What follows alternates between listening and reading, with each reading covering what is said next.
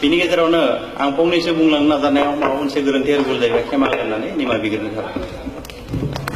जोंनि demand Bodoland house मोनसे guest हाउसनि थाखाय हाग्रामा सारनिसिम डिमान्ड खालामदोंमोन, नाथाय बिथाङा माबा मोनसे जाहोननि थाखाय फैनो हायासै।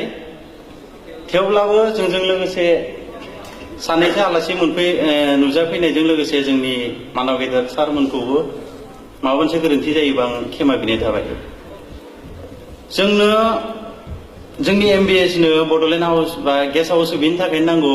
जों गासैबो बर'फ्रा एसेबां थाखा फैसा गोनां नङा, रां रुफा गोनां नङा, गोरिब गुन्द्रा। बेनिखायनो जोंनो दिन हाजिरा मावनानै जानो थाखायबो जोंनि आसामाव फेक्टरि एबा कम्पानि इन्डास्ट्रियेल एरिया गैया।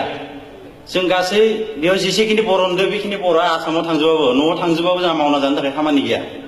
बेनिखायनो जों बाहेरायाव फैनानै मालायनि सिङाव इन्डास्ट्रियेल एरियायाव खामानि मावनानै थाफैनो गोनां जादों आरो जों बिदिनो न'खरखौ सालायो।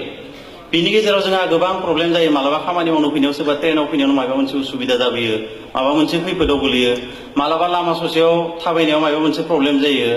मालाबा सोरबा लोमजाना साजानानै खामानि मावनो फैनाया थाखा फैसा गैयालासिनो गोलैना थायो। मालाबा बिदिनो सोरनिबा जिउबो गोमालाङो। बे समाव जोंखौ नायसग्रा, रावबो अनसायग्रा रावबो गैया। बेनिखायनो जों मोनसे थांखि दानानै सारमोना जोंखौ लिंथुमनानै मोनसे बेबायदि प्रब्लेमखौ नुनानै दिनै मुम्बाइ बर' ससाइटिखौ दानानै लाबाय।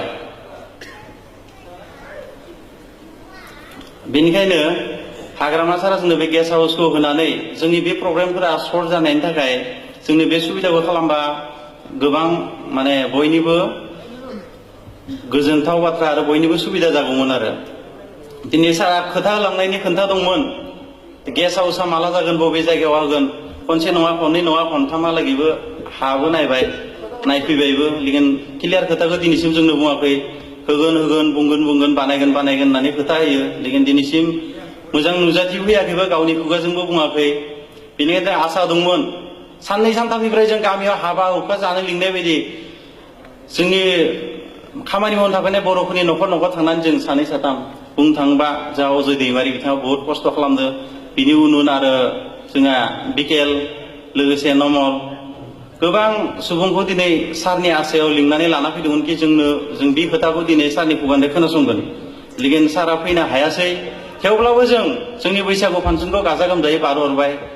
आलासिफोरखौबो जिखिनि जों हायो बेखिनिजों जों बावनानै मान होबाय, बा आलासि महरै जों गोसो गोथारै बिथांमोनखौ मान होबाय। बेखिनियावनो सारमोनाबो गोसोखौ गोजोननाय लानानै जाहाथे जोंनि प्रब्लेमफोरा सल्भ जालांनायनि थाखाय जोंनो जि नांगौ बे डिमान्डनि खोन्थाखौ जाहाथे जाय हाग्रामा सारा फैनो हायासै बै सारनिसिम बे खौरांखौ दैथायहरनानै इयुनाव जेरैखि जाया मानो थाबैनो जोंनो बे गेस्ट हाउसखौ होनो थाखाय फोरमायहैथोंसै, बेखौ आं गुरै खावलायनाय थाबाय।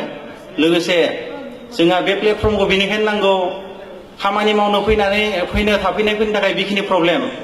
आरो मोनसे बेबो गोसो जायो जेला जोंहा मागो दमासि जेरै बैसागु कालचार प्रग्राम बेफोरखौ खुंनो लुगैयो जों, जाहाथे बे समाव हरखाब न'आव थांनानै गामियाव फालिहैनो हाया। बेनिखायनो जोंनि गेस्ट हाउसआ थायोब्ला जोंनि हारिनि हारिमुखौ देखायलांनो थाखाय जोंहा इजि जायो। दिनै जोंहा बे हलखौ लानायाव थाइसे थाइनै रां जों मोनाखै, गोबां रां खरसा खालामनानै लानो गोनां जादों। जुदि जोंहा गेस्ट हाउस थायोमोनब्ला बेखिनि रांखौ खरसा खालामनो दरकार गैयामोन। बेनिखायनो बेफोर सुबिदानि थाखाय आरो जोंनि